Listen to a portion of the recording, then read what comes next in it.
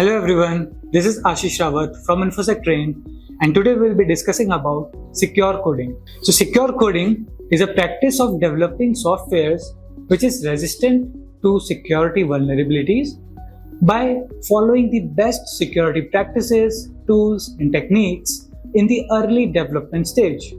This means secure coding helps us in shifting the responsibility of coding securely to the developers, which is also known as shift left, an important security concept which is widely adopted in SDLC, Software Development Lifecycle.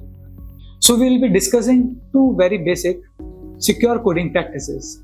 The first one is your security automation. Well, manually testing the code for vulnerabilities can be very tensed and error prone. That's why we use automated tools like Veracode and SonarQube, which uses machine learning to detect those vulnerabilities in the code before it gets committed. So second one we have is your visibility and monitoring.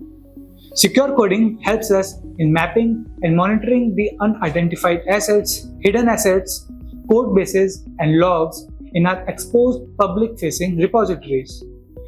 Some of the automated tools that we use for monitoring are your Sync and Git Guardian. So even though we have just scratched the surface of secure coding, it helps us in protecting our application and data by making our code secure and production ready. Thank you very much and stay tuned for the next time.